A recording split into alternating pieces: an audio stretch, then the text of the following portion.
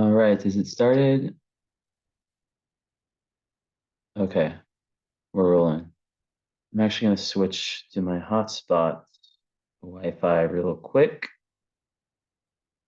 because this Wi-Fi has been very unpredictable since I've been back. I don't know if you see my stories about it. Let's connect here. Hoping that I have unlimited hotspot. I just kind of assume that I do based on having unlimited data and some other European people saying that they had unlimited hotspots. So where is it?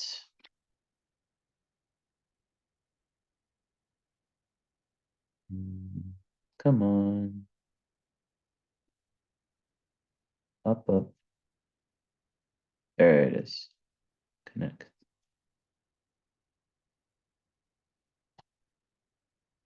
All right, we are good. So let's get that screen.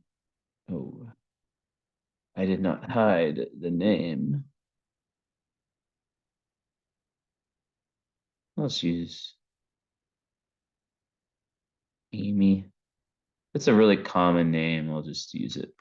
Usually I do initials. All right, so let's share it. Let's get this this up. And then let's get started. So obviously, my Regulus rising sister. We both have it. Ascendant 29.49, born in 85. So that has got to be like smack on. Let's see. Yeah, it's 0.12 away. So it's closer than me. And that is a very, very important. Um, I mean, I have a tattoo that says Regulus and a Leo sign. I mean, it's really, really, really important. It's a royal. It's like the royal star. I mean, it's like the star of kings, queens. A lot of U.S. presidents have it. You know, celebrities like Drake, Trump. I guess it's a U.S. president. Um, Myself, joking, but I do have it. So I know it very well and the effect it has. It just makes you very, very Leo. Oh, whoa, my God, you have like the same chart as me. And you're a Sag moon in the fifth house. You're not a Pisces sun, are you? No. Wow. So we're both, wow. So we have that in common. You have Uranus on your moon, which is a really like psychic aspect. It's like so psychic. When Uranus on the moon, unbelievably psychic. But yeah, so here's a little download with being a Leo Regulus rising. So I don't know anything about you. I purposely don't look at who I'm doing readings for. Of course, if I have like someone who's world famous or something, I'm gonna know. But you know, sometimes people use burners and like if I was a famous person, I would probably I would have my main account and then I'd probably have like a random account, just with no photos and I'd if I was into astrology, I'd get readings based more off of that than just the public persona. So with that said, Regulus rising creates fame. Now, is every person that has Regulus rising famous? No, but the potential for it is very high, and it just makes you like shine really, really bright. So what happens to people who shine really, really bright? Jealousy. People can be very, very jealous of this just this massive aura. It's almost like unfair, right? When you have Regulus rising, Antares rising is and Spica rising. Spica's not a royal star, but it might as well be. Antares is a little bit more rugged, but still, Aldebaran, Fomalhaut, Spica, those five rising, it's like, you know, those are the best risings, and it should be like within 2 degrees. And if it's underneath it, like for example, like my rising is 28 and change. But so if it's like underneath it, meaning that it would hit it by, I guess not by progression, but that it's headed towards it, it's more meaningful than if it's past it. And basically yours is like just smack on it. So, and I have a friend who has this too, and she's not famous, but there's just a special aura to Regulus people. I mean, it's just it's like I said, it's the kings and queens and whatever area of life you apply it to, you have this advantage, but then you also can be in situations like I see your sixth house Neptune, right? So it's like with great power comes great responsibility. And the reason I point out your sixth house Neptune is because people who have that, there can be issues with bosses, just with like the everyday life. And when your midheaven is in Taurus conjunct your North Node and your Sun, your career, your dharma is really, really important. And you have ALGOL conjunct midheaven. Very interesting. I actually have that as well. So we have some stuff in common, don't we? But basically, with Regulus, so like one of the reasons I have the tattoo is not to like, so I'm so cool, I have Regulus rising, look at me, Leo's fuck. It makes you like extremely Leo rising, right? But it's also, it's a 29 degree, but this is kind of an exception because it's Regulus. And the reason I have the tattoo is hopefully enlightening to you, is a reminder of one of the ancient scriptures that I read that taught me about Regulus. And speaking to, I was learning this kind of really deep Babylonian astrology. I haven't like fully dove into it, but I dipped my feet into it a little bit. And basically, the reason I have this is because I want to have a reminder that with Regulus rising, people will feel that, and there will be a sense of jealousy. It tends to make people attractive, if not attractive, at least like have like a big aura, and a lot of power, right? It's literally the heart of the lion, right? Um, it's a royal star, it's royalty. Your ascendant is how you look. So it's like you project, that royalty. And there can also be great pride. It makes someone a leader. And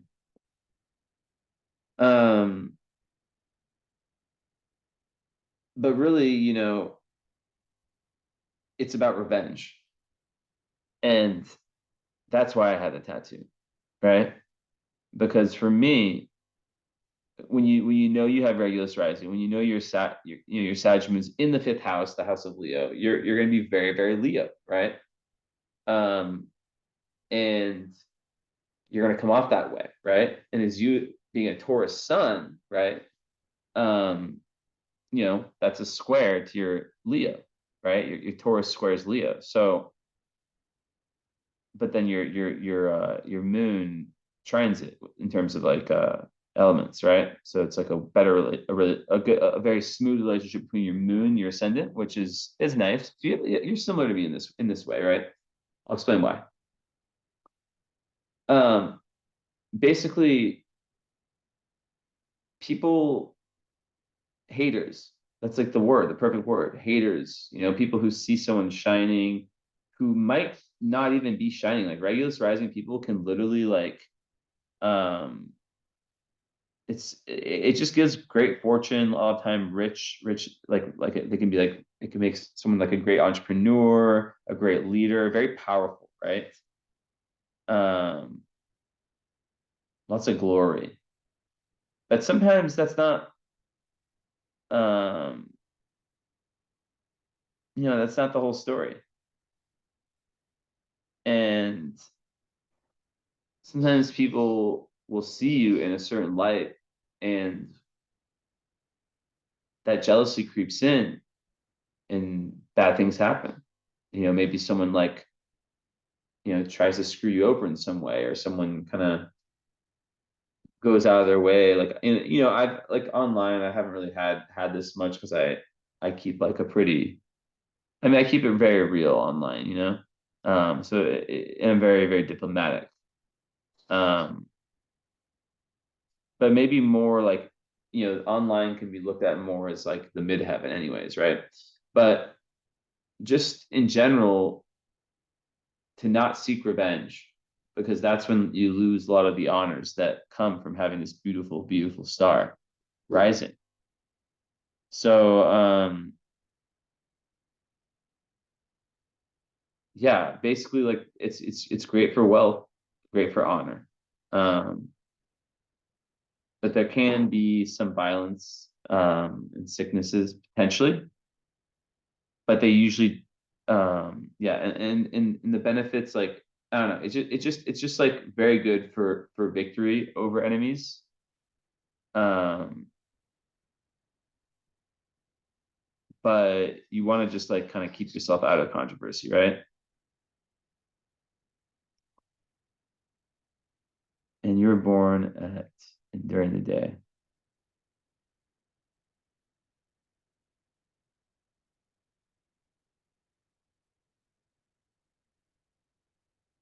I'm reading something. One sec.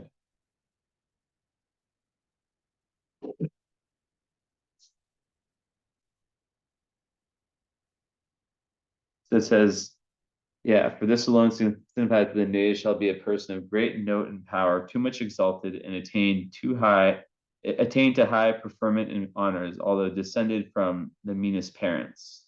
It's not all the time. That's usually if you're born at night and you're born during the day, which is better for Regulus rising. Actually, I can't make that comment. I don't know if it's better, but it's saying here that this is for the negative parents ones is more for nights. We'll see what your chart says. Um, okay.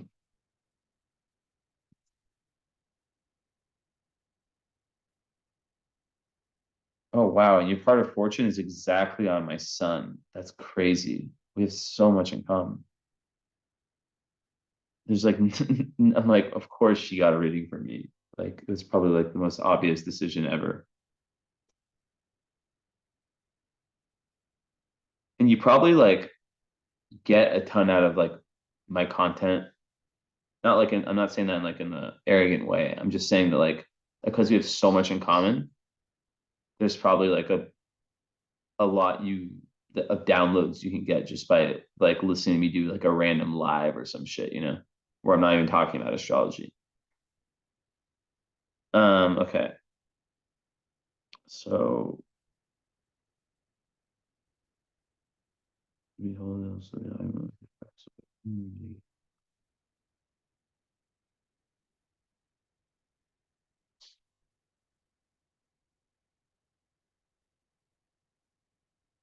Okay.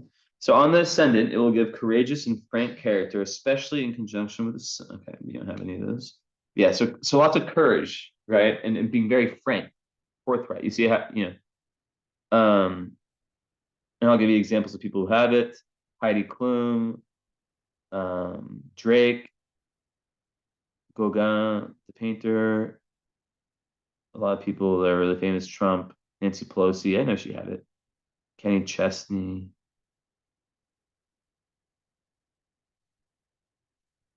George H.W. Bush, Martin Luther, Martin Scorsese. And that's just like what they have in their database. Lucy Hale, Bernard Arnault. I don't know, all these people. Anne Murray, Takako Shimazu. Yeah. But basically, like you get the point, right? It's very, very, very, very powerful.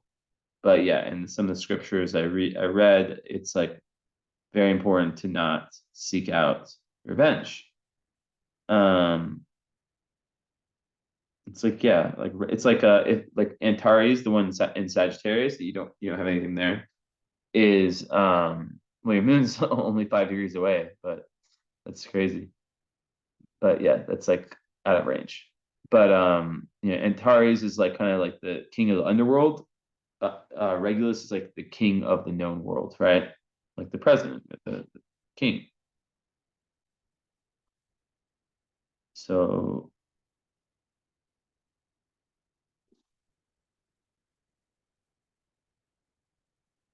so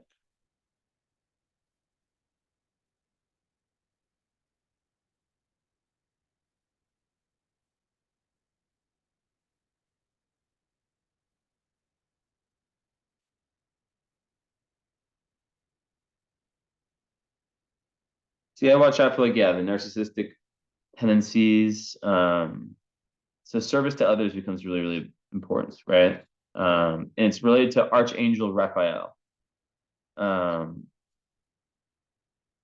and symbolized by the bull, lion, eagle, and human. No, no, no, that's not.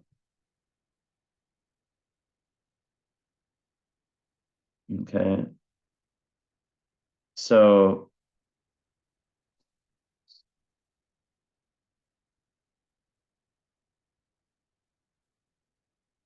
there also is this theme with Regulus about downfall. It's very divine masculine energy.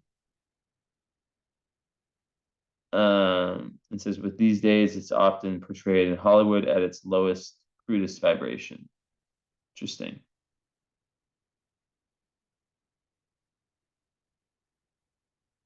Very majestic, flashy also, right?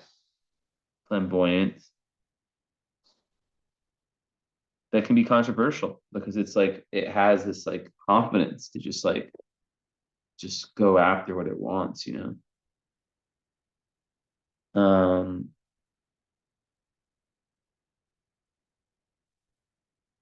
I guess Elton John also had this,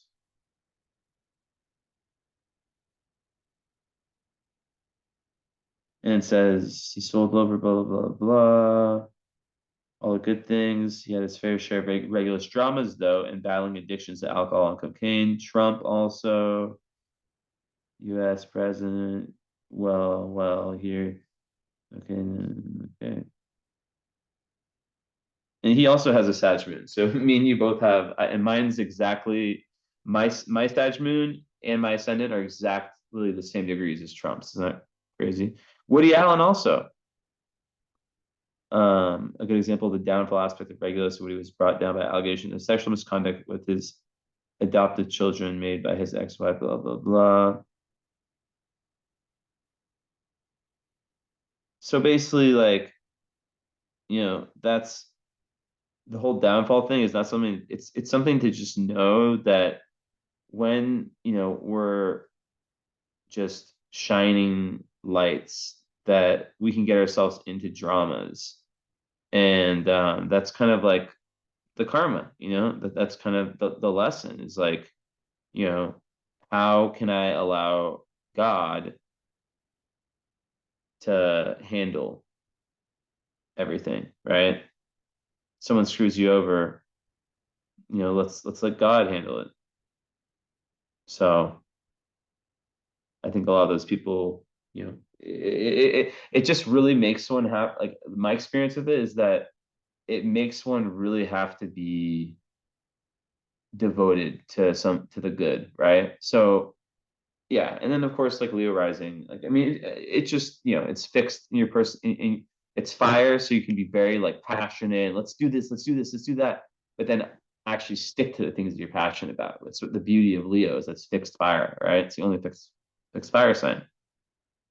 So and then you're also fixed sun with your Taurus, and then you have a mutable moon. So it's interesting. So onto the moon. And well, actually, the sun rules that makes the sun rule your chart. So only Leo risings have suns ruling their chart, and your sun is quite close to the midheaven, right on the north node. Super interesting. Um, super interesting. And then it's opposite Saturn, but like 9 degrees, but still, yeah, that counts. But it's conjunct the North Node. So South Node in Scorpio, North Node in Taurus. So you definitely 10th house. So you're definitely like here to learn a lot, um, and to really stabilize yourself. And also a lot of it is like healing because you have Pluto in the fourth house, like I do also. um, so that it would be third house in Placidus, but in whole sign would be fourth. But that would speak of like early potential early traumas, and Saturn's there too. So regardless, like restrictions, traumas potentially in early life. And South Node there it's in Scorpio, so it would be like very very karmic, kind of like highlighting something from past lives. And your goal is to really like to to really go deep within yourself and heal these traumas, not like do with the like kind of one of the things that Sag Moon can do.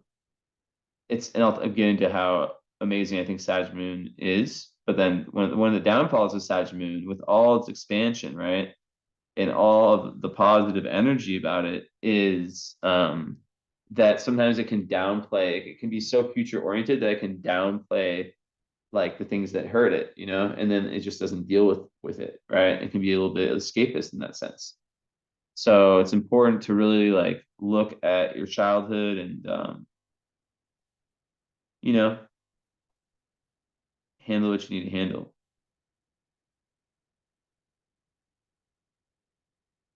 One second.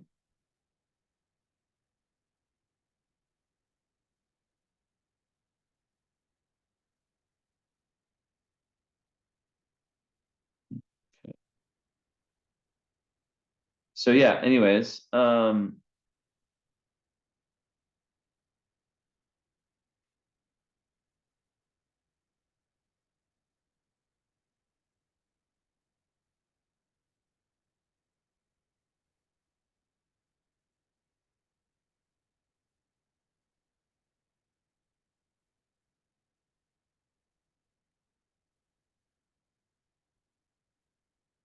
on.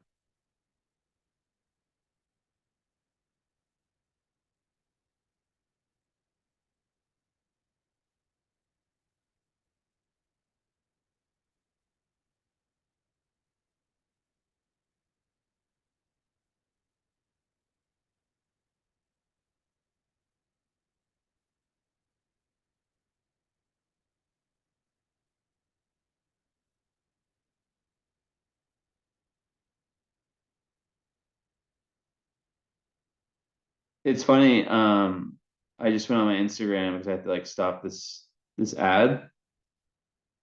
And right as I'm explaining to you about like the Regulus energy, I have like this one hate, like literally I never get hate comments, right? But this one chick goes, "This ain't it," to like one of my really good posts. Actually, it has like 6,000 likes. And it's like part four of like a three-part series, right? Um, where I'm just explaining like difficult aspects. And she goes, "This ain't it." And I go, "There's 5 parts in different posts," like a smiley face. And then she goes, "This is the one I caught as an ad. It's leaving a lot to be desired." I go, "You should see them all. Can't put everything difficult on one post, 10-page limit." She goes, "Honestly, dot, dot, dot, I think you misunderstood me. I'm not saying this ain't it. There's more. I'm saying this isn't ethereal. This reads like your ego is out of control.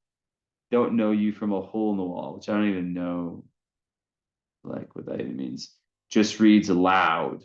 And I just said, "Okay, okay," with like, thumbs up and all that, whatever.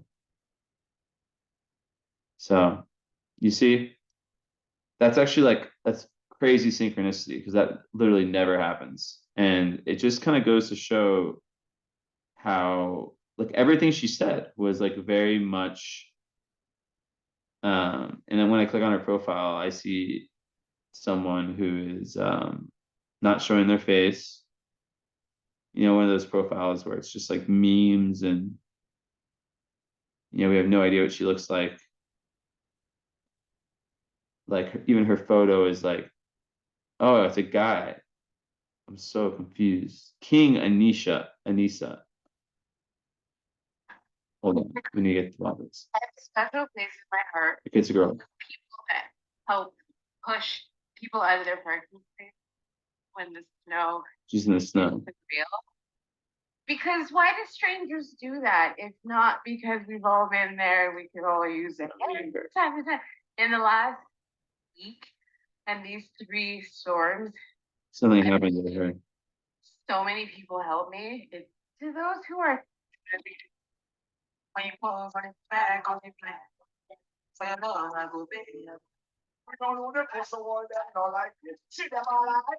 Yeah, so some people like I was saying, like they're gonna hate just to hate, and it's better to just not care, to have a sense of humor about it. Um, and yeah, basically, I want to put in my story really quick just to kind of show. Hold on.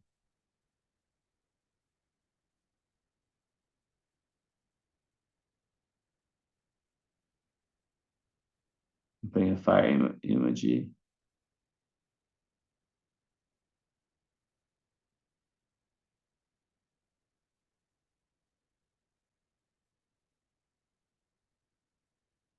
I'm gonna say there will always.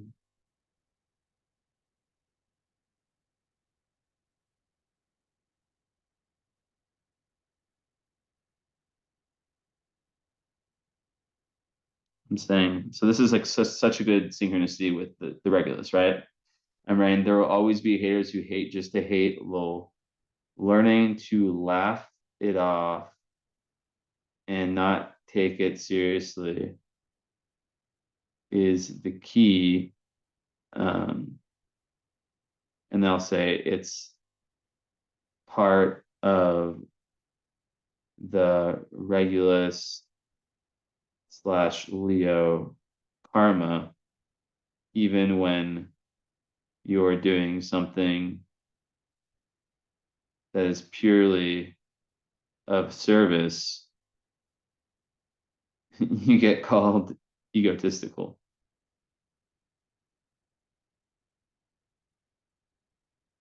Say, lol, it's a post of my list of difficult tasks. It's a post of my lol, it's a post of my list of difficult aspects.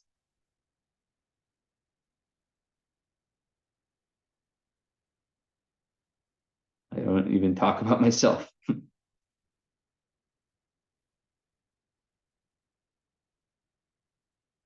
Okay. Anyways,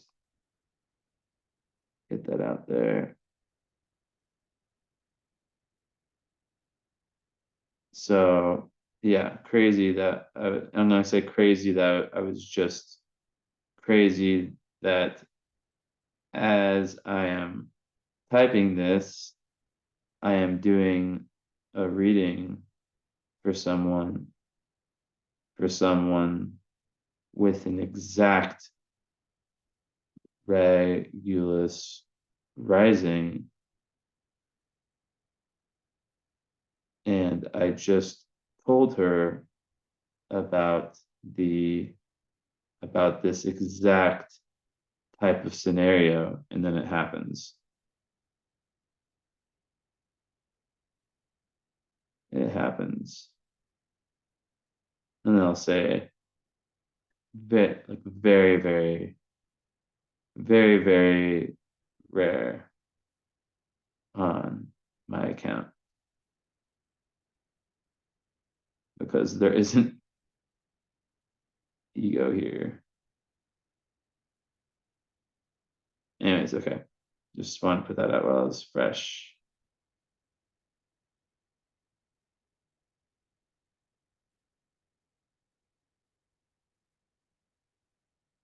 So yeah, pretty good example, right? Pretty good example. So yeah, just like as a Sag, so as a Sag moon, right? so okay, actually, I want to take this further actually, because there's more to this, right?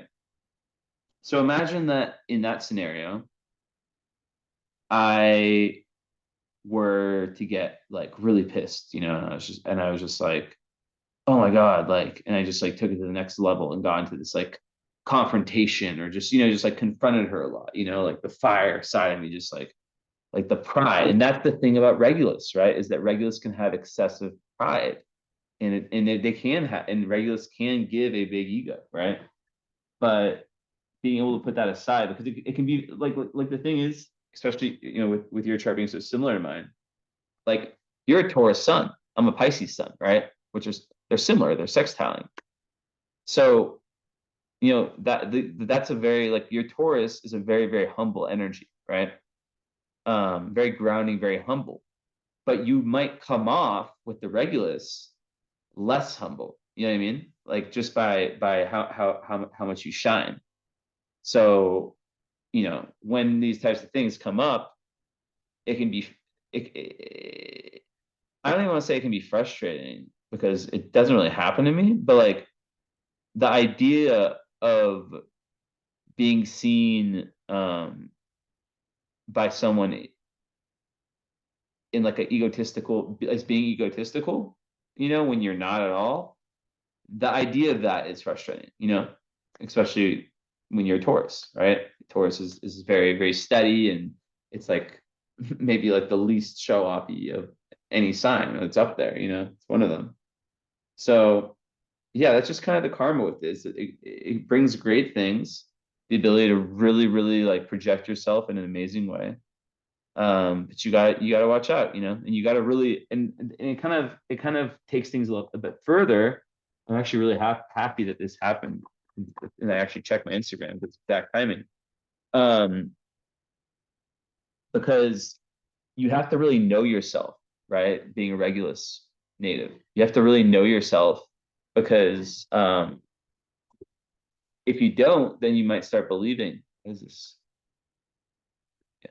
You might start believing that, oh, But no, this is like a post with like 6,000 likes that, probably I don't know how many comments it has that are all positive, so whatever. Anyways, so moving forward, right? So yeah, definitely like a very difficult karmic childhood. I can see that it's not, it's pretty obvious. Now you have a quincunx, 1614. Yeah, a quincunx, it's definitely quincunx between sun and moon. Um, and a square, but so you have like literally exactly what I have, the same aspect pattern, but it's just a little bit different because for me, the quincunx is with my ascendant and my sun.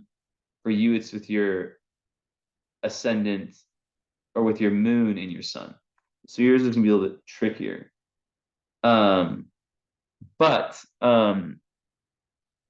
but before I really get into that, I want to kind of explain a little bit more about the Sagittarius, and then I'll wrap back around the childhood stuff, and then I'll get more karmic with it. But I feel like kind of starting this reading kind of with this in this direction. So basically, Sag Moon, I think it's like one of the best moon placements because everything is all about expansion, learning, very open-minded, very like life is just one big adventure, love for traveling, love for experiencing something different than the norm, right? And Sag Moon is all about freedom. So there's an emotional need for freedom. There's an emotional need to be expanding your wisdom and your worldview.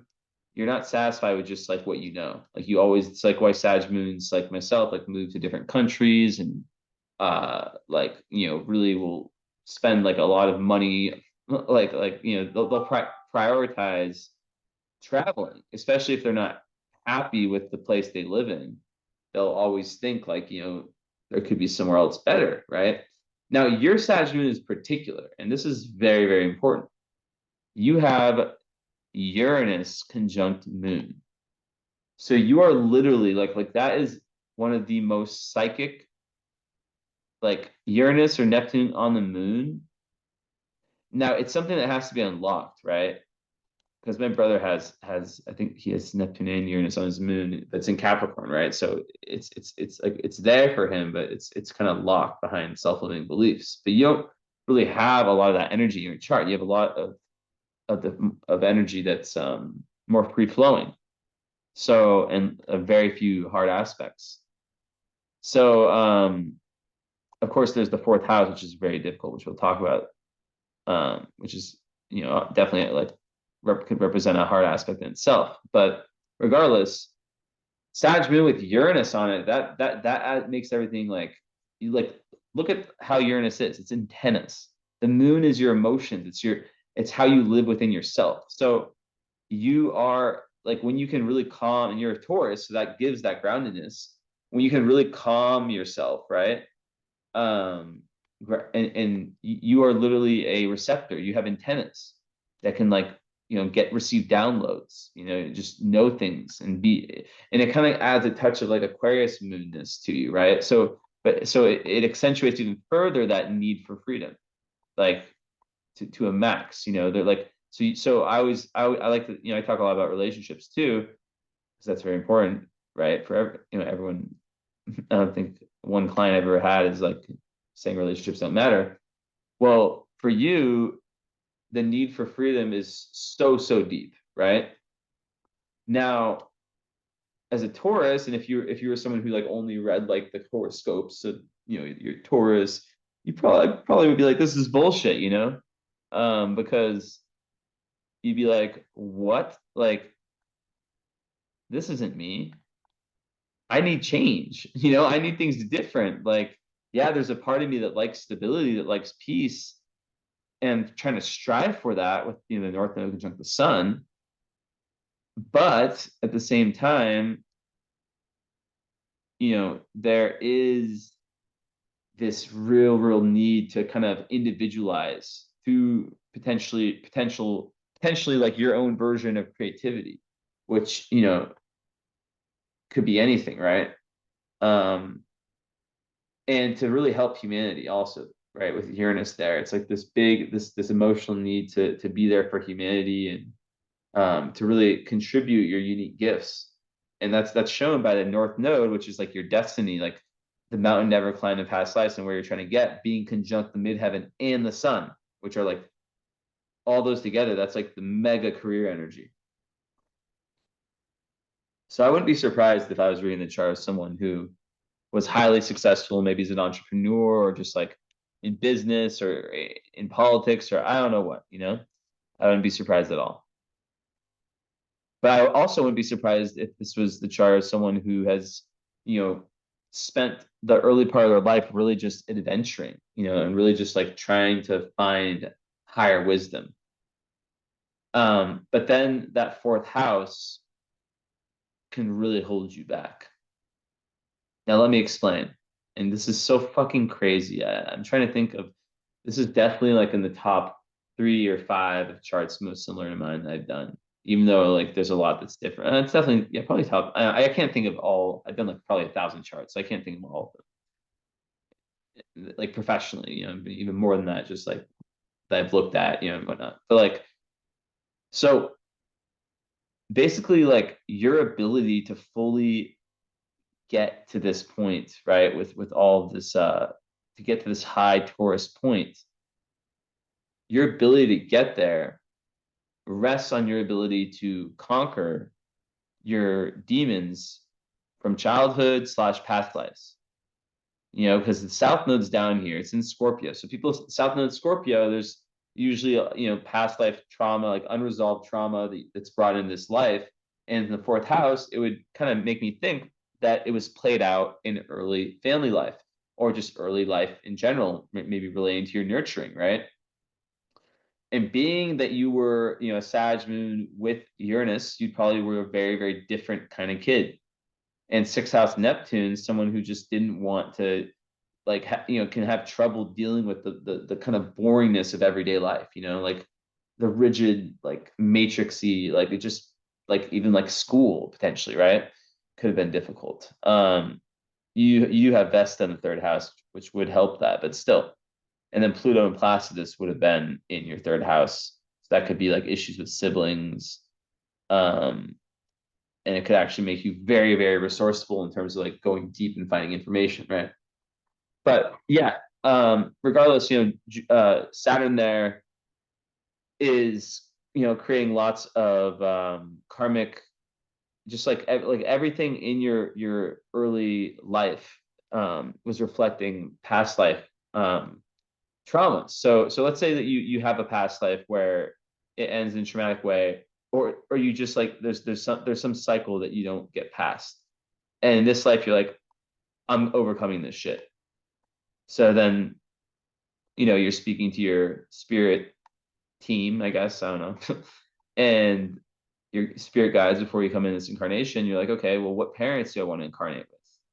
And they're like, we're going to give you these parents, um, because they're going to teach you these lessons, right? They're going to, and if it's not parents, it's like, we're going to give you, this childhood experience, because with this childhood experience, you're going to be able to understand a lot that you wouldn't be able to understand if you just had the most smooth, chill, you name it, kind of experience, right? So that's kind of how that aligns. So then the whole thing is like, to get to that high success point, right? You need to really, really, really overcome, like really go into your darkness, and look at it with an honest eye. And as I said, like a Sag moon it's a future oriented moon sign, right? So it looks to the future. It doesn't really look back very much. Something happens, and it's so resilient. That's like the beauty of the Sag moon. One of the beauties of Sag moon is like, let's something messed up happens, the Sag moon looks at it as a lesson, right?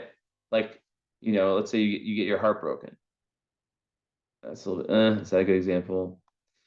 I don't know. Like someone does something bad to you, right? Maybe that's like more like, that's kind of like deeper, but like something not like what just happened to me, something like that times like 10. I don't know, like a friend. Okay, let's say, okay, like a friend, that someone that you thought was a friend ends up like talking shit about you behind your back, or like or just starts, or you're like casually dating someone or friends with someone, and then they just ghost you, right?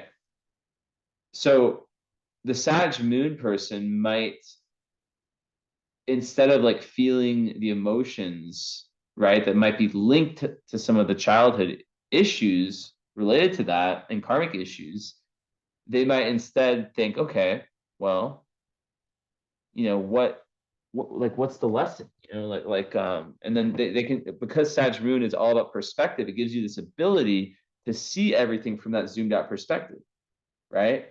And that's amazing, because you can see, be like, okay, well, I think I trust, I trusted this person too fast, and I need to just not be, I need to just like, distance myself from these types of people. And you grow and you learn, and that's the beauty, right? But then you're in doing that, and especially with Uranus there, you might not be feeling the emotions that you're meant to be feeling. And if those types of things pile up and pile up and pile up, it can create kind of escapist energy, right? Now, with that said, another thing,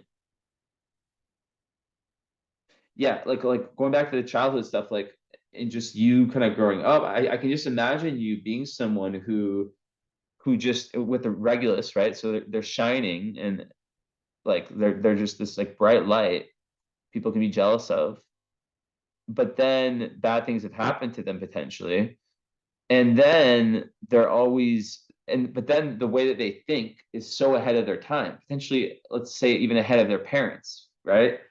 Ahead of the kids at school. Like they're just so outside the box of their thinking. So, then it's like, do you start to like repress your thoughts? Where's the Chiron? Chiron is, yeah, in Gemini. It's literally, I swear, if you would have blindfolded me, I would have like said Gemini. I swear on God. Because I always know it. It's in Mars, because that is a something I see so much, right? When I put these puzzles together, these cosmic puzzles, is that I see the Chiron in Gemini, which symbolizes that 11th house friendships have been difficult, um, because most likely you had just a way different way of seeing life, and it's like, imagine the kid while everyone else is talking about, like, you know I don't know, basic kid stuff, you're thinking about aliens and I don't know, just like real outside the box futuristic kind of stuff, and you also maybe receiving like psychic kind of downloads, you don't know how to handle them, right? So then the Gemini Chiron person tends to shut down their mental faculties to an extent, like to start to like almost gaslighting themselves, right? Like where they're like not believing that they almost like start to I'll go back on my thing. They almost start to think that like there's something wrong with their thinking, like they're the problem. They're like they don't trust their own thought process and they fear communicating with others, right? Um, and yeah, in the 11th house, the pain will come, you know, in groups, friend groups in general, right? But in the end, the great part of that Chiron is that it pushes that person to be a healer for other people, and want to be like friends with other wounded healers. And it's conjunct your Mars. So that is a big time, um, tough aspect, right? Because with that one, it's like there's a feeling and it's right stuck on it. So on the good end, it pushes you towards Mars is action. So it pushes you towards wanting to be a healer, right? And towards wanting to find like groups of people that you can connect with that are on the same wavelength as you. But the conjunction itself is like your personal desires always seem to be like kind of like thwarted, right? And like growing up, there's like this experience of not getting your own way, or difficulty in getting your own way, and feeling like the world is like against you, right? And the big lesson is to focus on the needs of the world rather than your personal desires, right? And to find where fit in, getting where you fit in that regard. And then once you learn that kind of collective, which the Uranus on your moon definitely helps, kind of I, ideal, that's when you become that healer who's very powerful in terms of what they can do for humanity. And someone who can like empathize and add light to anyone. Super compassionate. It's so much strength in general, right? And I think you have a special calling, and whatever happened with that fourth house, that's kind of what's gotten you like geared up for it. So yeah,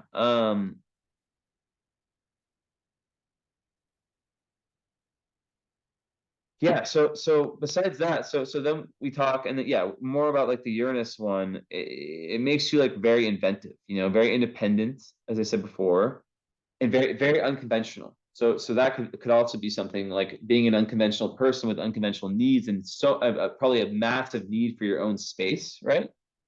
And also a lot of a need for a lot of excitement and things to be just different, um and if people try to like force you to conform to anything, you are just like be very willful, like f that, so then we talk about the sun and moon quincunx, right? It's a degree and a half, so that's definitely something, right?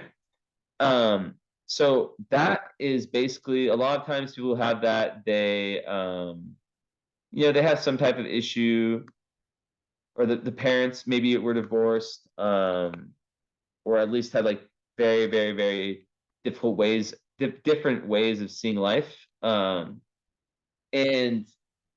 it can just give a very like very inconsistent moods, right? Very like changeable personality, and it can have big implications with relationships where it's like there can be like an unease, right? With being able to like kind of relax and find harmony in all kinds of relationships, right? So like lots of like anxiety can come from this, insecurity, stuff of that nature, right? And what can happen is that the masculine sign or side or sign, whatever you want to say, can interchange with that more emotional feminine side.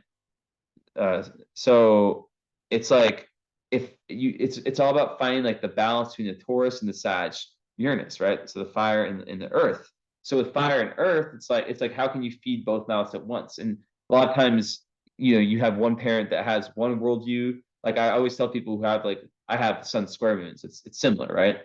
It's like if you have to write, I did write this in my book, Pisces Live Nine Lives, about like the main lessons my mom taught me and the main lessons my dad taught me. And if you actually write that down, it's kind of trippy. And yours would probably be just completely different between the two.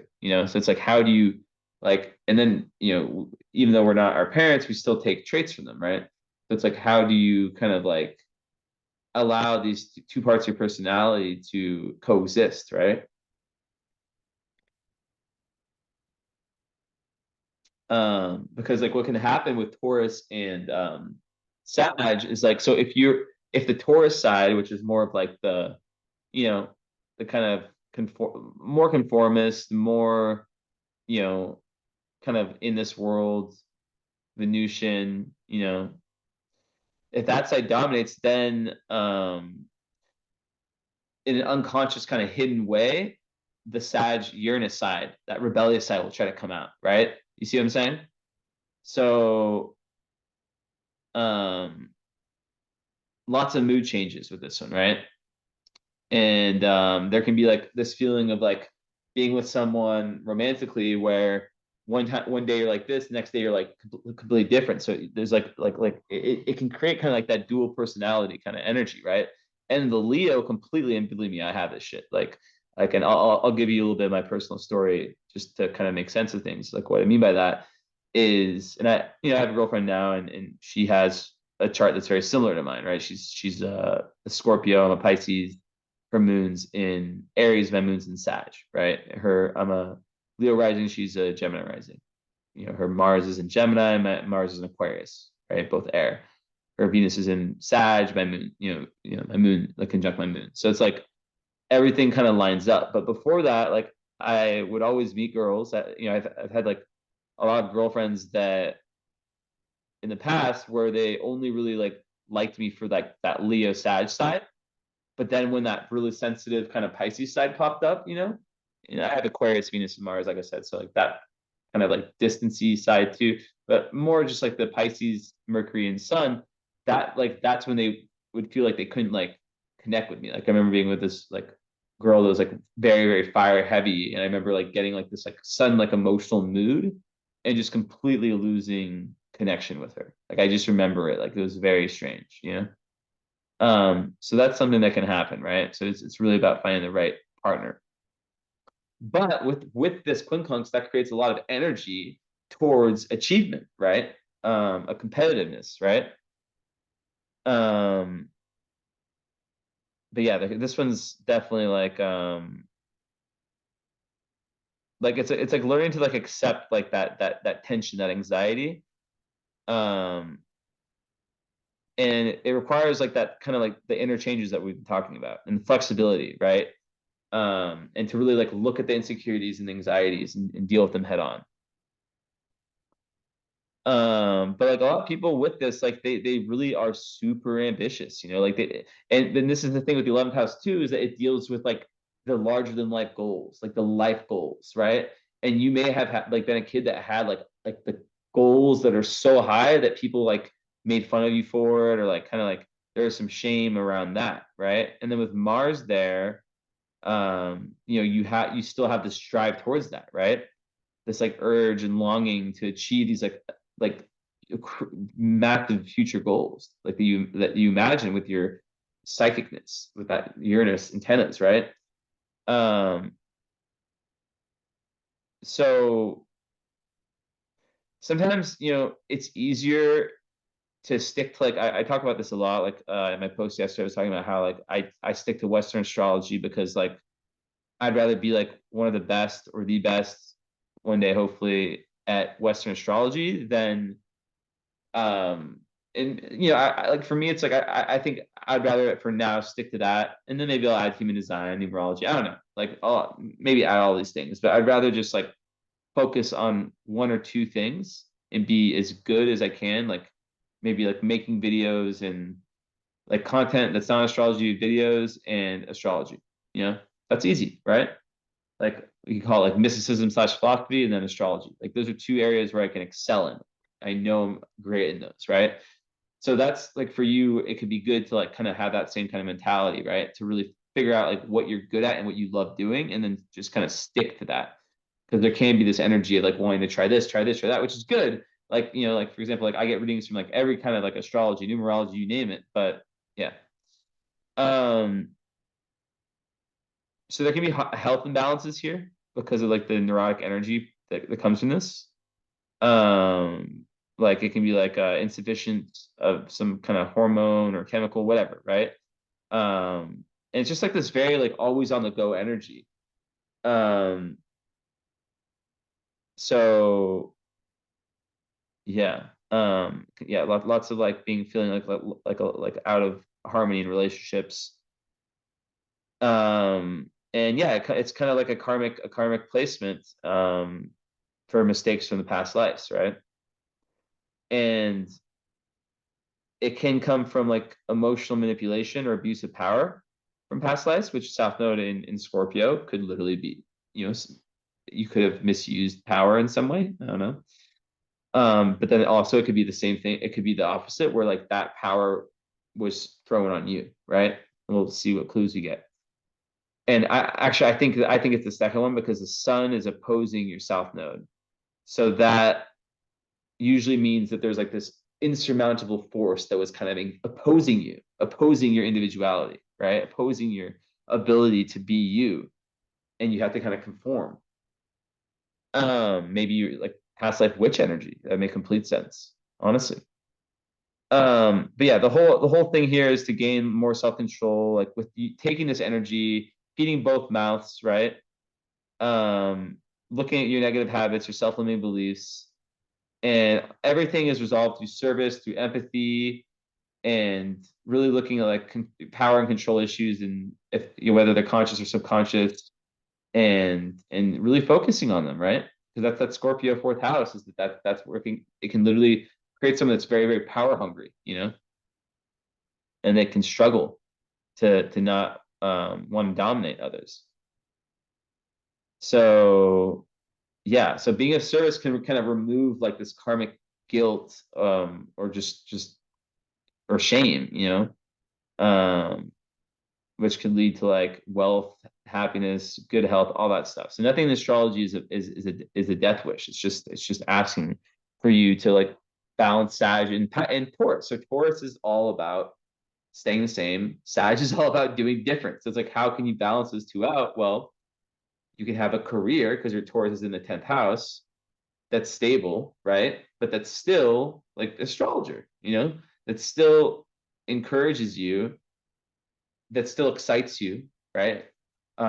Maybe something where you're traveling, or we're able to meet people from all over the world, or just that something that stimulates you intellectually and that lends itself to your acquisition of wisdom. But then there's the stability to it, right? But regardless of anything, your career, what you're doing, your dharma, your overall dharma, it's not always career, is very, very, very karmic. So just know that. Um, so yeah, I want to see one thing.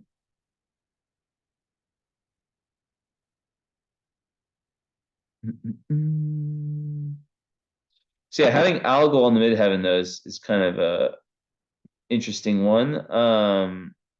And it creates someone who can really make a name for themselves with their kind of like mystique, like it creates something very striking about the individual.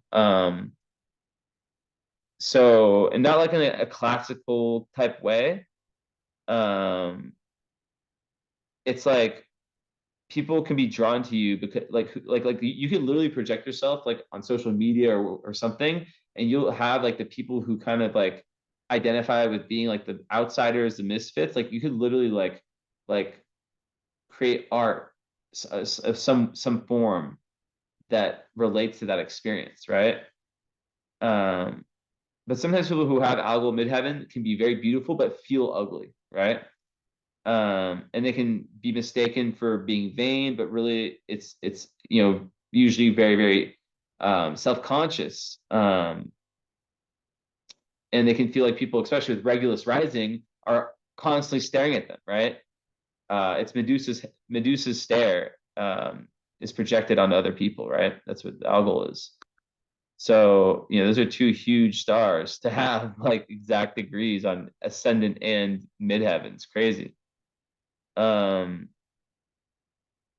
yeah, it definitely does give honor and preferments, but you have to watch out for, if you take the low path, there can be like, whole beheading. That's like the algol is like the head, losing the head, like prone to like, disasters potentially happening. So you have to really take the good way in life. But people like Uma Thurman have it. Like Trump also has, algol.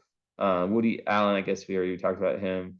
But like, there's lots of like of people who have it who haven't had that downfall. It's just about you know um, following the right path, right?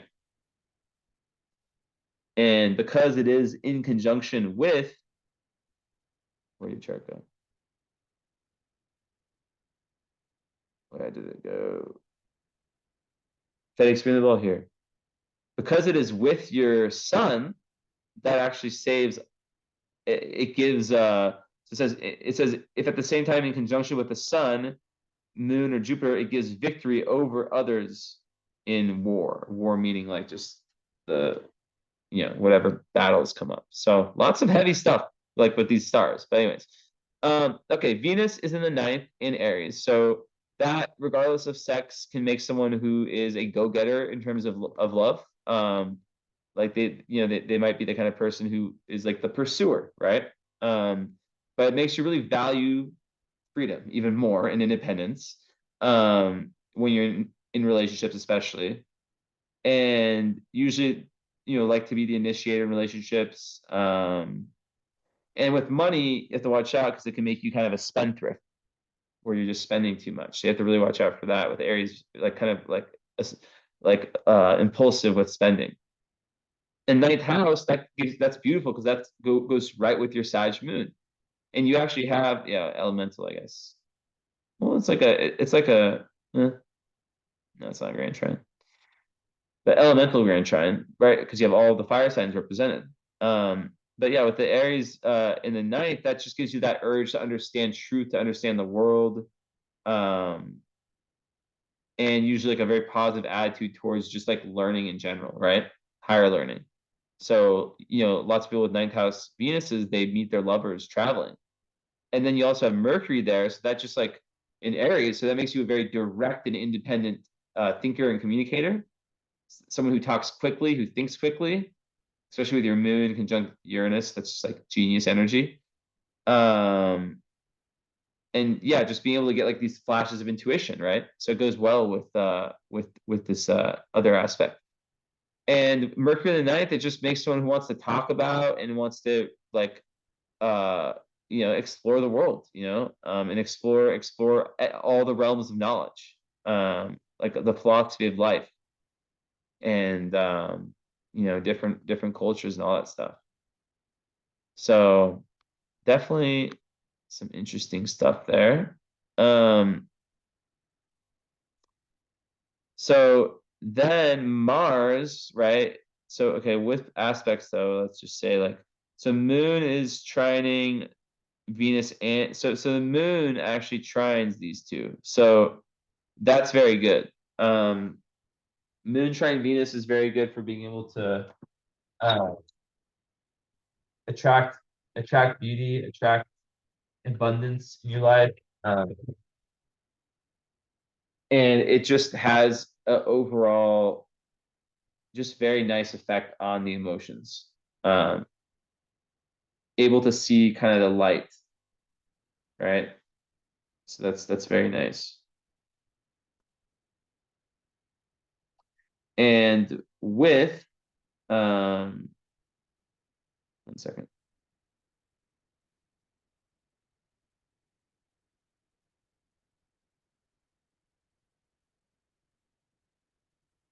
Take my sleep pills. Nothing crazy. Just been struggling with jet lag lately. Um, so with all of this, right? With the the Mercury and Moon, that adds further to that potential. Just go back to my face there. For like that being able to really express your emotions, right? Um, and then Mercury trying Uranus is even more like of that psychic ability. Really being able to like not only like take in that psychic those downloads, but actually like communicate them in a very Aries direct in this world way. So like yeah, being able to communicate your thoughts and feelings with ease, right? Um, and like being able to balance out heart and mind, intuition and logic when you're making decisions. So that's like very powerful. And then the Mercury in Uranus is just like I said, it's just being able to yeah, it's very very very nonconformist with your with your ideas,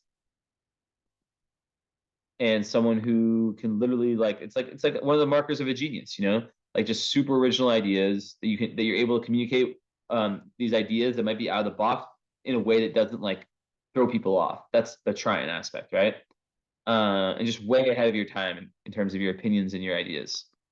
But the trine, like if it was a square, it would be something that would be like when you told people about it, it would like throw them off. But with a trine, it's like you you almost like people like are like, wow, that's brilliant. So yeah, anyways, then the moon is also squaring Eris. So that is that's very explosive. That can make one kind of like, but like it's no, it's training, it's not squaring. So that just adds like firepower to you, like real motivation, like real just like go getter energy. Um, okay. And then Venus, I guess it's like 9 degrees from the Uranus, eight, 8 and 2/3.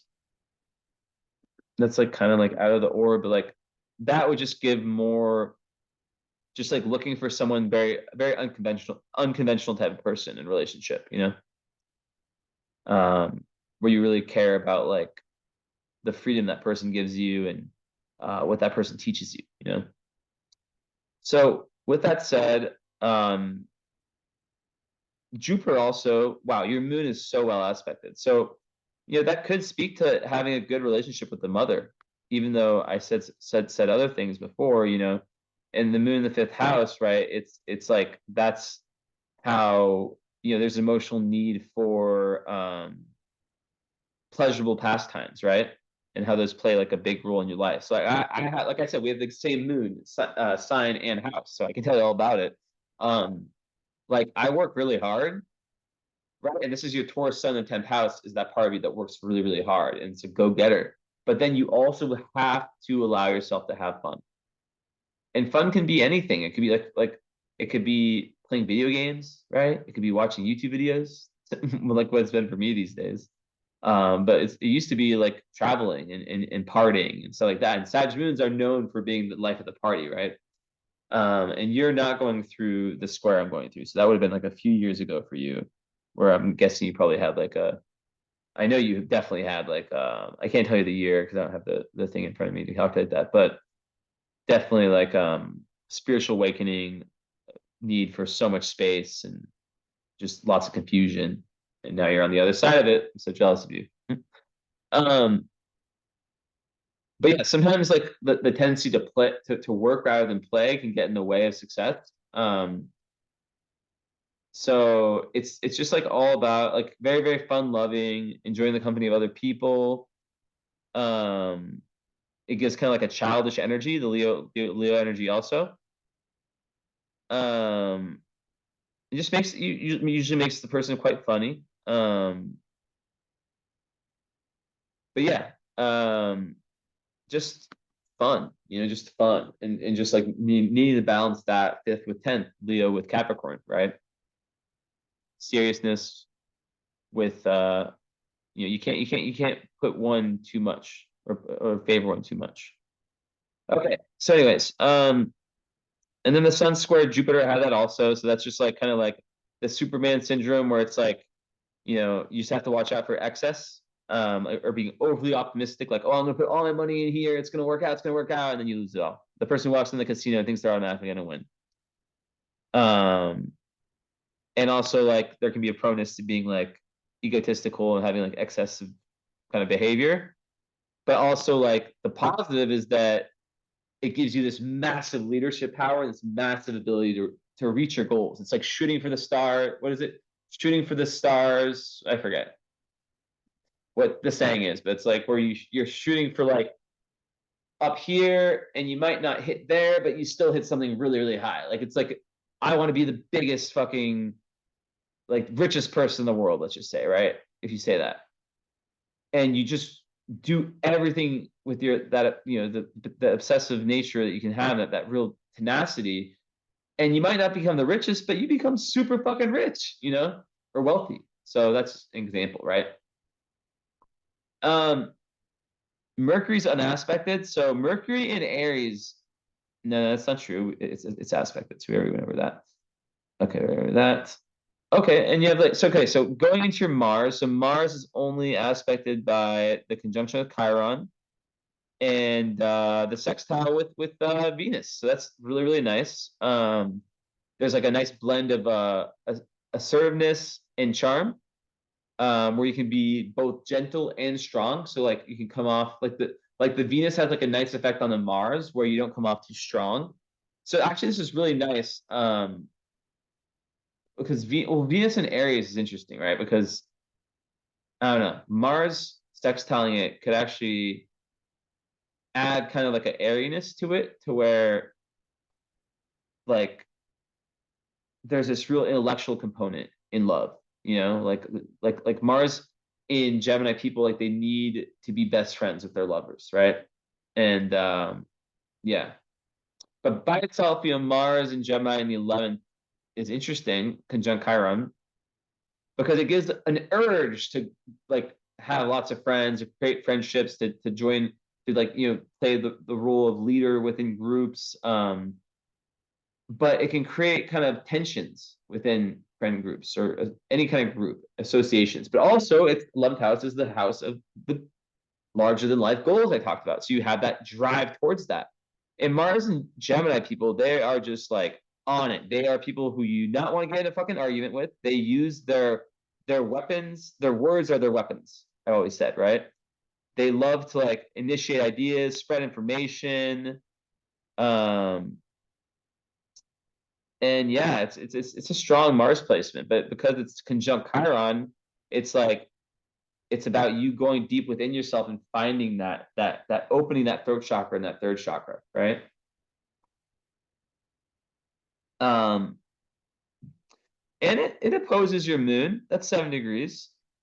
I don't know why it's not saying it on my thing, but Chiron opposes your moon too. So that is like issues around the mother, but also relating to like latent talents, like spiritual talent, healer talents that you have, right?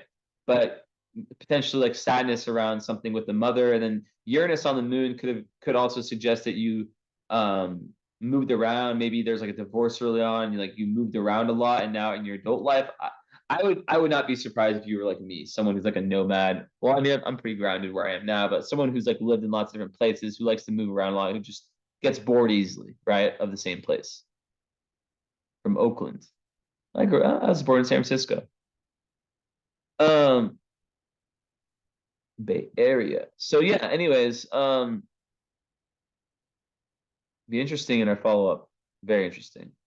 And also, very key. So nearly everyone does this. It is, instead of just getting the follow-up, you add the current astrology. So the follow-up is like, 1 hour where we talk about all things birth chart. And what nearly everyone does is that they add the current astrology, where you go over your solar return, your progress chart, your transits, your house ingress, your perfections, everything related to current astrology, plus adding my 2 master's degrees in psychology. It always ends in like alignment. And we're kind of combining like the birth chart that never changes with the year ahead.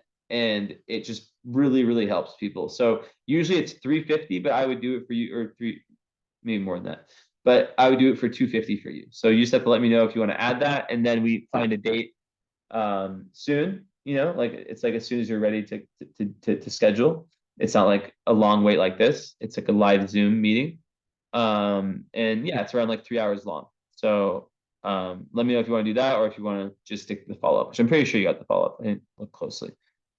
But yeah, anyways, so yeah, the chart itself, you have Jupiter in the 7th, so you have this real ability to be very lucky when it comes to love, and it's in Aquarius, so it's like Jupiter in Aquarius is literally so inspirational, very, very humanitarian, very, very just like that, like there for humanity, like all that. It just makes that kind of your Uranus part of you, that like Aquarius part of you, just like, so it makes you even more like me. Like even though you don't have Aquarius, like you have this Uranus Aquarius energy. God, we're similar. It's crazy. And then you have your Mars in Gemini in an air sign. So yeah, you just have this great love for humanity, and you really, really want to just like share it, and just be there for people, be able to really help. So then we have the fact that's in the 7th house, that's literally like in at least in whole signs, that's the guardian angel when it comes to love and relationships. And people who have 7th house Jupiters, they usually always feel very, very blessed and lucky with the partnerships that they have. And it's usually people who can help them learn, help them expand their worldview. And in your case, in 9th house, it could be, like I said, and it's also sextiling. Wow. So you have Venus sextile. It doesn't show, but it sextiles your Jupiter, which is one of the best aspects in astrology. So it's just very good for popularity, and just makes those 2 houses. So yeah, I wouldn't be surprised either if you one second, if you weren't if you I wouldn't be surprised if you were with someone from a different culture. I wouldn't be surprised at all. Hold on.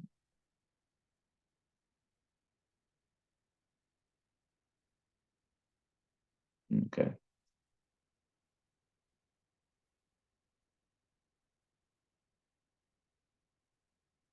What is this?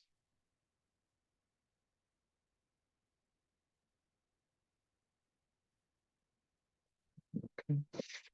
Weird accounts, like a priority account following me is, I knew what it was. I knew what that account was. So with all of this, right?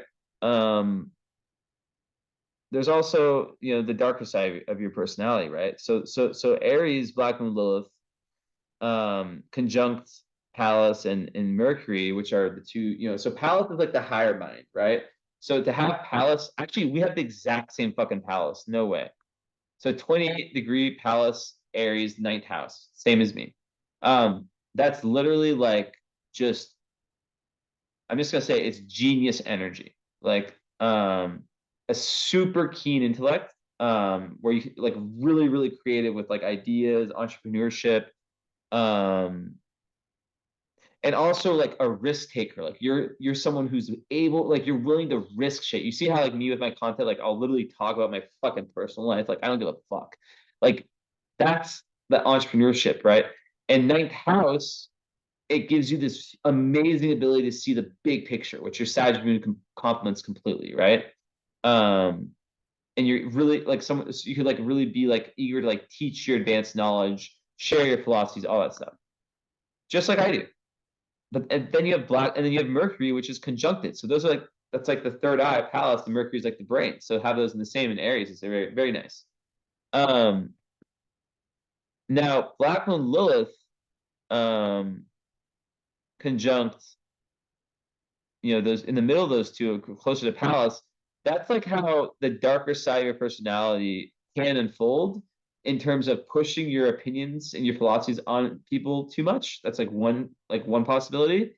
Um, it could like being like dogmatic and kind of closed-minded, like being so at odds with society's establishment, and like blaming them for things that happen to you, and like just like to be like too much of a rebel almost, like where it's like it's like there's no point anymore, like where it's like actually doing you wrong. And yeah, just like really taking an extremist position, that's like a potential. And in Aries, that's like the potential for being like a bully with your words. Because it's in Aries, it's like that very boom, boom, boom, snap, snap, snap. So it's like to have Black Moon Lilith there, it can make you overly assertive, right? Um, and not allowing other people to have their say, and yeah, not realizing the extent to which you assert yourself, which is very Regulus sometimes, right? Um, yeah, so it's really important to like with like relationships, interactions, to really feel like the balance of like taking and giving. Like I know when I used to be in my like I used to be younger, like not evolved, I would just you know, I would literally have like some relationships where I would just like I was going through some shit. So it's like I was like always going through some stuff with my first girlfriend ever, and I would just like remember I had like friends that I would talk to me for hours about the same shit, and then I just get back with her, and then we just and like I just wouldn't return the favor to these friends as much. So I don't know. Yeah, that was crazy time in my life. But anyways, yeah, so that's kind of that ninth house. It's very interesting. There's lots of firepower there. Need to explore the world and need to really, really get into the wisdom, because like the sixth house Neptune, yeah, that makes someone who's just not happy with, has difficulty coping with everyday life. Like I said earlier, right? Um, but really you can, so like the best thing for you is to be of service and to have like a spiritual connection with your daily routine, right? To meditate every day, to do something every day. Like I'm doing this reading right now, right? This is me being of service.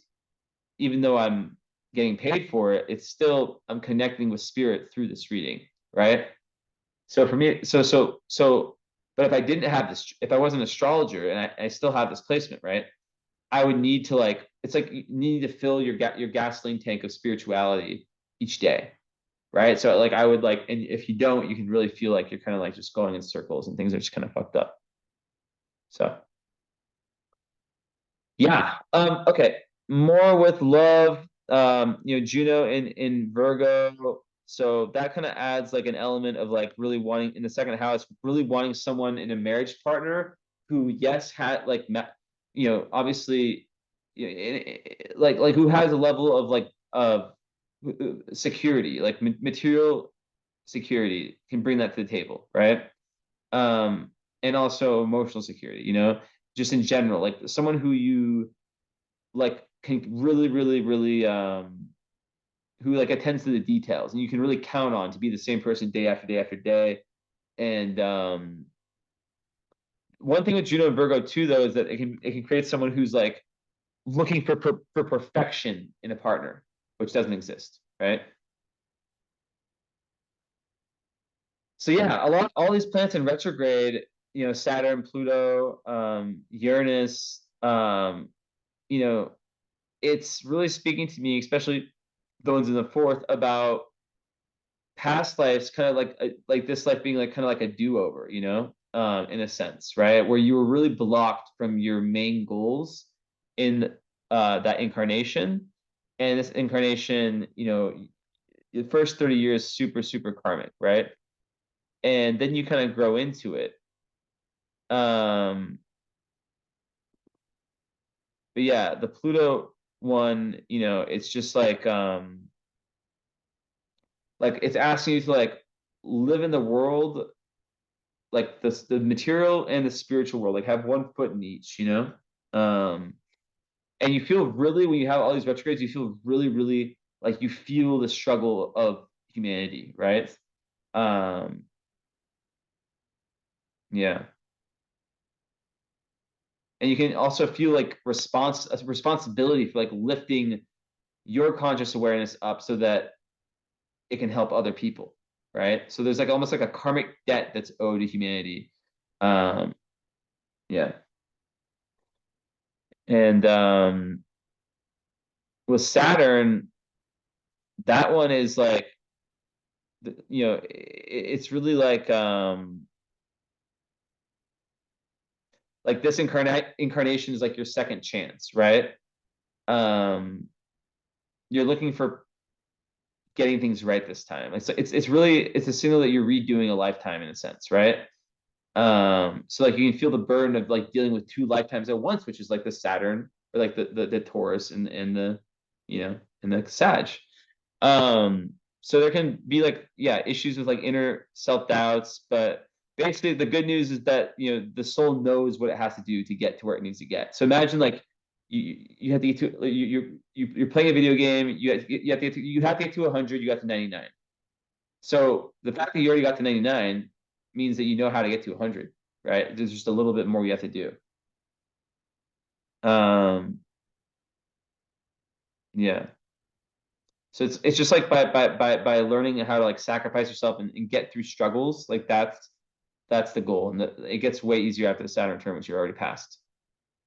And you can really also tap into all your it's an old soul, you know, you're definitely an old soul on a spiritual path, and you're here to like really perfect what you've learned, you know. So yeah, there's kind of like an extra weight, extra seriousness to like redoing a lifetime. And then you had Neptune and Uranus. So with Neptune, it's just like basically um, there's like it's about learning to like trust your intuition because that was kind of blocked. So that goes with what I was saying, you know, trusting your own gut, you know. You can really like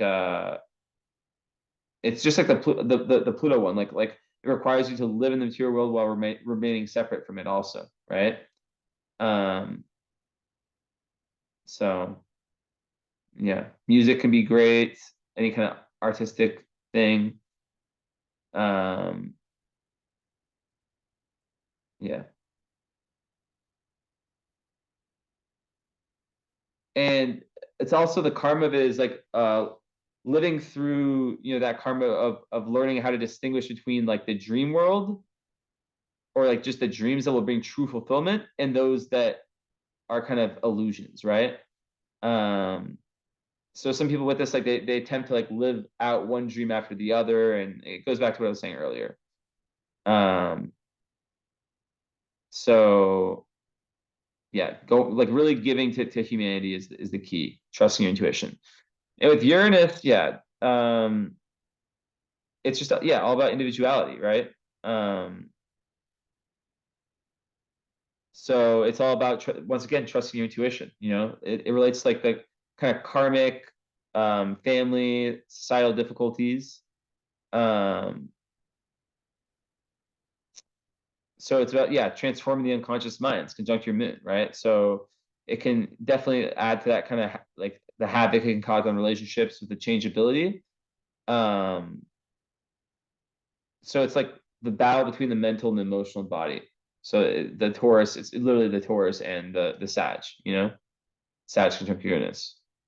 Um, so yeah, the struggle that can cause, um, and not always feeling like you always have to be constantly doing something, constantly. And I think, yeah. So okay,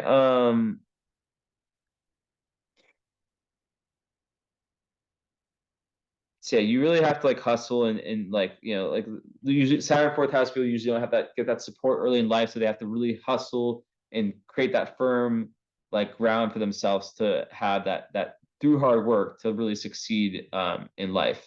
and create that solid base. And in Scorpio gives like a really intense commitment to like the work that you're doing. And strong karma. Very strong karma on this chart.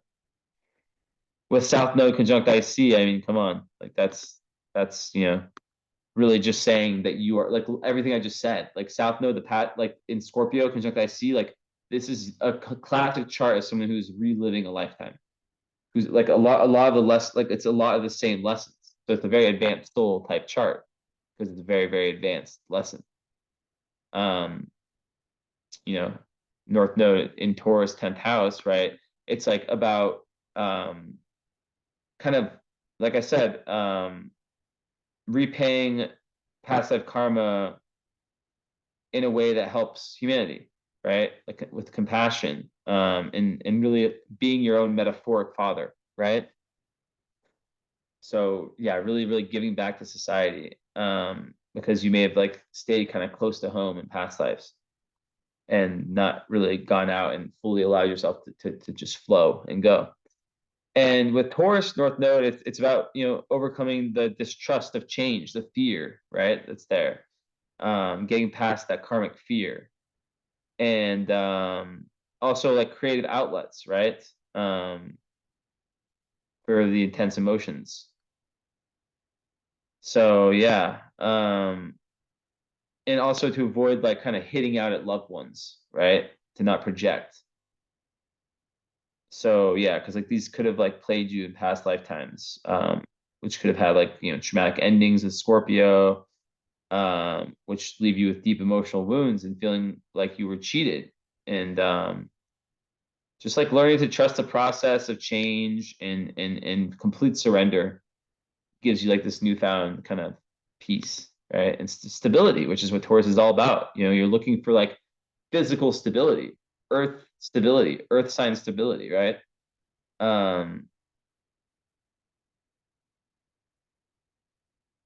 Yeah, so leaning into that Taurus is super important. And 10th house sun, I mean, that's just super important because it's like that is, the, it makes you very ambitious, and it means that you're, like I said, your dharma, your career is where it's at. It's like that's what's really important. And the nodes being square Jupiter, obviously there's the Saturn conjunct, the south node. So, I see that as someone who, you know, was was either like the patriarch, like the boss, like dominating other people, or just dominated, right?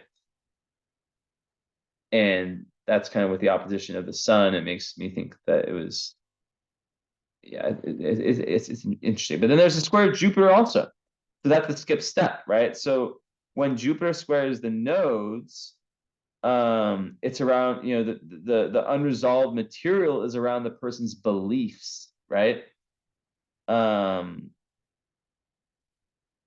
so like one's relationship to faith in general, right? So it could have been like you being tricked by flawed teachers, right?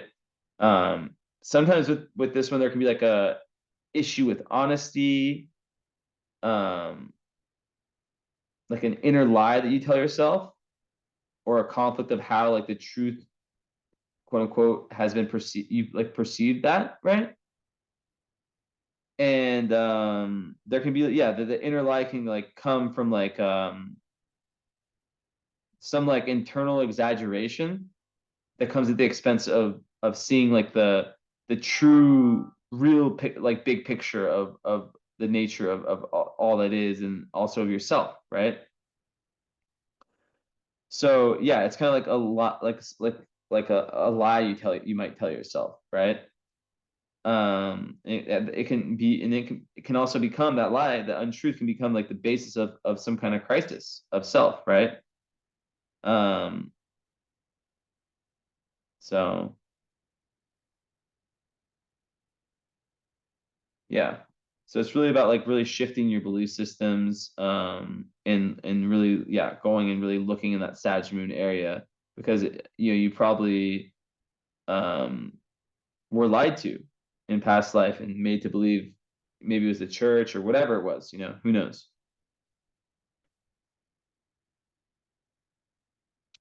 A lot of people who have this, so I don't see this one that often. I see this in people who are not into astrology more because it's like usually like a conflict within the self about an understanding of the truth or an issue with a teaching that they follow in past lives. And it can just like have someone like really doubt everything. Um,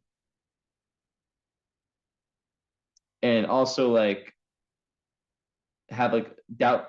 It can create like a doubt in the capacity of the person to understand their place in the grand scheme of all things. Um, so it can create like alienation, which yeah, like kind of lonerish energy. So okay, then besides that, so I said Pallas. So Ceres is in Gemini, like me. So you love you nurture others by you know by communicating with them, by information via information, that you take in, and that's how you feel nurtured too. You love, um, you know, maybe not gossip, but like for example, I'm doing this deep reading. That's the Sagittarius, right?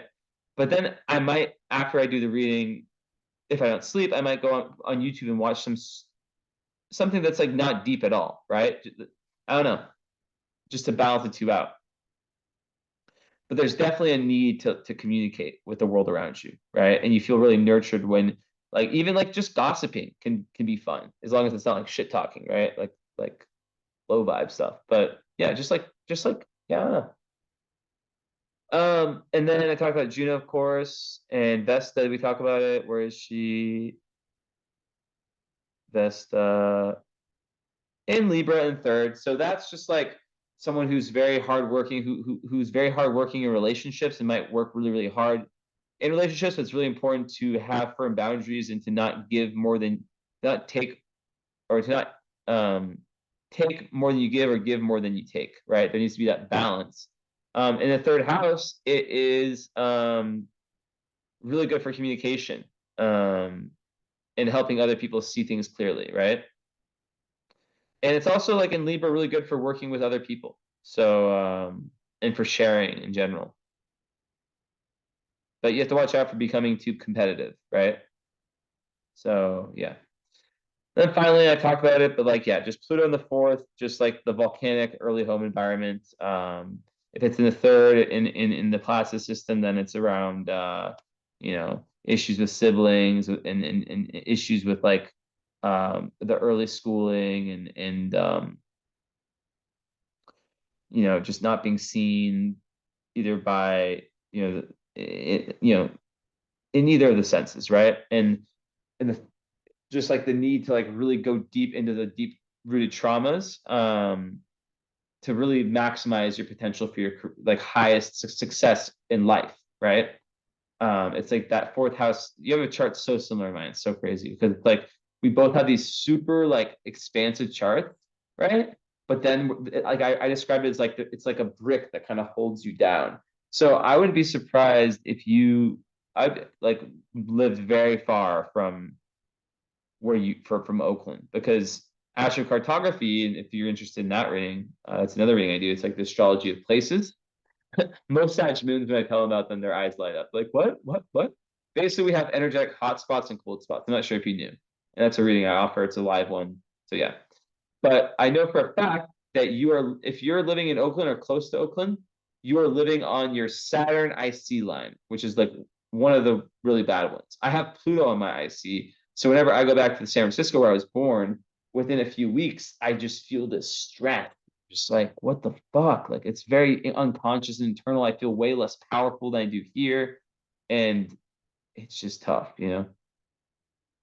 So yeah. Okay, let's see stars. Yeah, vertex sixth house Capricorn, basically like just like your doorway to higher awareness is like how you can be of service to humanity, right? It just goes with everything I've been saying. Okay, let's open these up. Let's see what we see. That is not correct. That is correct. Okay. So we already talked about Regulus and ALGOL. So two big ones have been covered already. So nothing on the moon.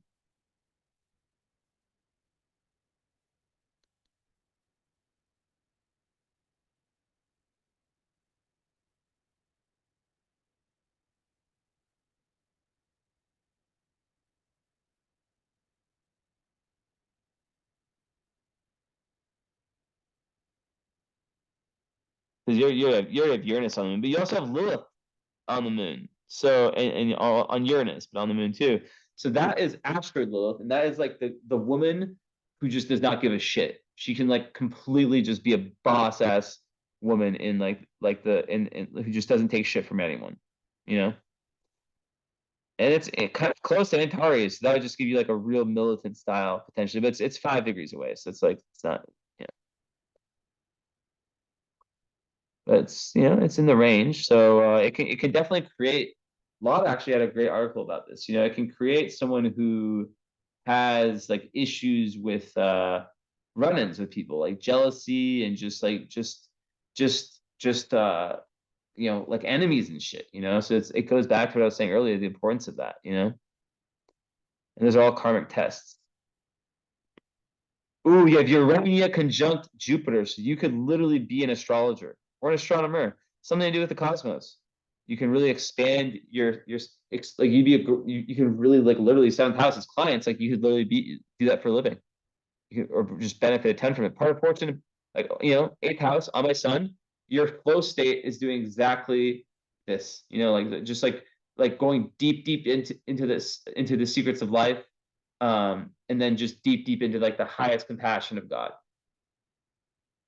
Um, you have fame on your fucking Venus, so that's like literally like an asteroid of fame on your Venus. So like, if you're into something creative, like you could literally become famous through like through your Venus, like through creativity. Excellent, excellent.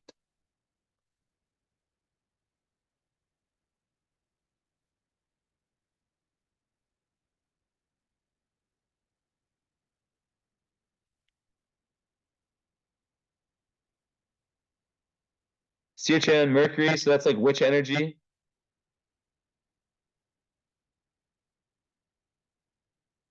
Yeah, which energy? Like herbs, all that kind of stuff. Very interesting. And then the sun looks like it's just, I mean, it's conjunct the North Node already. So what do you want more? But Eros is quite close to it. That's all about sexual passion. So you have to watch out for like the potential Tauruses have of being like too self-indulgent, but it's also like very poetic and very romantic. And you're close to Aldebaran with your Mars. You're at your two. Yeah, your Mars is Aldebaran's like the luckiest star. Like, right. So if you have Aldebaran, so you're 2 degrees from Aldebaran with your Mars, I'll give it to you. Because it's 7:15 and 9:34. So yeah, it's a little bit. It's not like, so Aldebaran is another royal star. So having two of those is crazy, right? And this is I just read. Oh, it's your Christmas present to yourself. I just read that. It's your first astrology reading ever. A little after Christmas, but not too far off. Um, okay, what was I gonna look at? I was gonna look at, okay, yeah. So Aldebaran is another royal star like Regulus, right? So there's only 4 of them, and you have 2 of them. Like me. Actually, I have 2. I have Fulmohot and Regulus. Yeah. And I have Algol too. So we both have this, yeah. The Aldebaran, you have the 2 luckiest ones. But it's a little bit far. So it's not gonna be smack on, but because it comes before it, it's gonna work. So Mars in Aldebaran um is liable, makes one liable to accidents, um and but it gives like they call it great military preferment, but attended by much danger, liable to accidents. But like really, I'm not satisfied with that. Because Aldebaran is very lucky, but Mars is, let's see what it says here. Great military preferment, but attended by much danger. This is okay, same thing. Mars here gives great ambition. This is what I was looking for. Business sense and the guts to really wheel and deal. This is someone who must win at all costs and is a born survivor. The danger of a violent death here may simply, in quotes, because that's what the ancient scripture said, may simply be as a result of their daredevil behavior. These people are highly impulsive and take risks, as I've said in your chart many times. But as the saying goes, who dares wins. And more often than not, they do. The tendency to accidents depends on the rest of the chart, yes, which you do have lots of potentials there. And if there are other elements to cool the hot bloodedness of displacement, so you definitely need to watch out for risks. Passionate and highly sexed, these people's libido does much to propel them in high possessions. They have no qualms about using sex to get ahead. So take that for what you will. Anyways, super interesting reading. How did I do time-wise? Wow, 145. Well, but this was like a loaded reading. I'm trying to be closer to like 130, 120, but what can you do?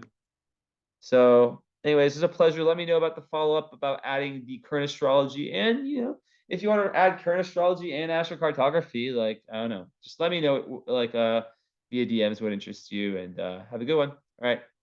Ciao.